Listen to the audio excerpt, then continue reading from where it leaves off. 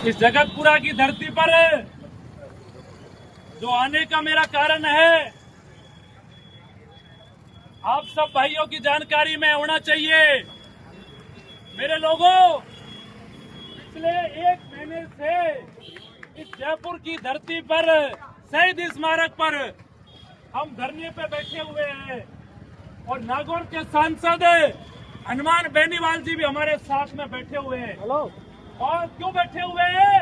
क्योंकि कांग्रेस सरकार में 2021 के समय, 2020 के समय, 2018 के समय भर्तियों के पेपर लीक हुए, उनमें एक ऐसा ही भर्ती भी थी, 17 भर्ती और थी जिनके पेपर लीक हुए।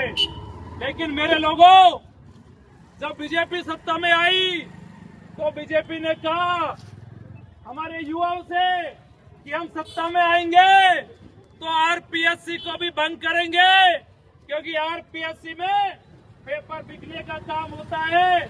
आरपीएससी सब्जी मंडी बन चुकी है, भ्रष्ट हो चुकी है, और इन्होंने कहा कि युवा हमें मौका देंगे तो आरपीएससी को सुधार देंगे।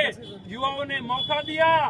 आज आप देखिए, 1.5 साल हो गए एसआई भर्ती पर कोई निर्णय नहीं ले पाए।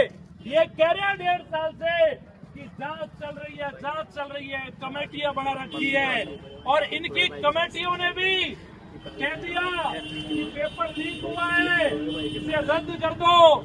और लेकिन उसके बावजूद भी इस सरकार ने निर्णय नहीं करा। मेरे लोगों, आपने देखा होगा आरपीएससी जो एग्जाम लेती है, चाहे थानेदार की हो, चाहे फर्स्ट ग्रेड की हो, चाहे सेकंड ग्रेड की हो, चाहे और अन्य एग्जाम हो, आपने देखा होगा कि आरएस में खाली कॉपियों में नंबर दिए जा रहे हैं। आपने देखा होगा एसआई में इंटरव्यू में कितना गड़बड़ झाला हुआ। आपने देखा होगा कि कैसे भूगोल, चाहे अर्थशास्त्र, चाहे हिंदी, सबके पेपर लीक हुए कि नहीं हुए? बताओ मेरे को। सारे पेपर लीक हुए, लेकिन ये सरकार कुंभकर्ण की नींद सो रही है। मेरे भाइयों, सरकार को कोई फर्क नहीं पड़ रहा। 1 महीने से हम मांग कर रहे हैं सरकार से कि आप ऐसा ही भर्ती को रद्द कर दो, आप आरपीएससी को बंद कर दो। तो आपने वादे करे थे, ये कहते हैं कि 50 थानेदार पकड़ लिए। एसओजी कहती है कि अभी तो 400 लोग और पकड़े जाएंगे। हम इनसे कहते हैं कि 1.5 साल में 50 पकड़े तो 400 पकड़ने में तो तुम्हारी सरकार चली जाएगी ना? नहीं पकड़ पाओगे, क्योंकि बहुत बड़ा गड़बड़ झाला है। मेरे भाइयों, हम चाहते हैं, सरकार से मांग कर रहे हैं, सरकार कोर्ट में एक केस भी चल रहा है, कोर्ट में हर बार समय मांगते हैं और कहते हमें समय दीजिए। हमारी सरकार जांच कर रही है, जांच कर रही है, जांच कर रही है। 1.5 साल में जांच पूरी नहीं हुई अभी तक इनकी। आरपीएससी बंद की कहते हैं, तो ये कहते हैं आरपीएससी को बंद नहीं किया जा सकता। तो मेरे को ये बताओ, जब बंद नहीं किया जा सकता तो उस समय आपने बड़े बड़े भाषण आपके नेताओं ने क्यों दिए थे? मेरे भाइयों, आप तमाम लोग लाइब्रेरियों में बैठ के पढ़ रहे हो, बड़ी मेहनत से पढ़ रहे हो, लेकिन नौकरी नहीं मिलती, क्योंकि ब्रेक सिस्टम ऐसा हो गया। ओवर सीट बेची जाती है, इंटरव्यू में घोटाले हो जाते हैं, मेंस की कॉपियों में नंबर बढ़ जाते हैं। लेकिन आप लोग गरीब किसान के बच्चे हो, ना तो 30 लाख है, ना 20 लाख है क्या 30 लाख आपके पास? बताओ मेरे को। इसके बाद आप कहाँ से नौकरी?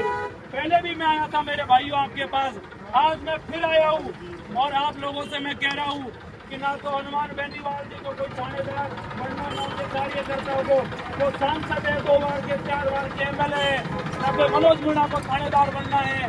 वो लड़ रहे हैं तो किसके लिए लड़ रहे हैं? आप सब लोगों के लिए लड़ रहे हैं कि आप लोगों को न्याय मिले, कैसे मिले। मेरे भाइयों, अगर ये जनता नहीं सुधरती है तो इस बात को याद रखना कि आने वाले दिनों में भी यही देखने को मिलेगा। बहुत सारे साथी फोन करते हैं कि मनोज भाई फर्स्ट ग्रेड के पद बढ़वा दो।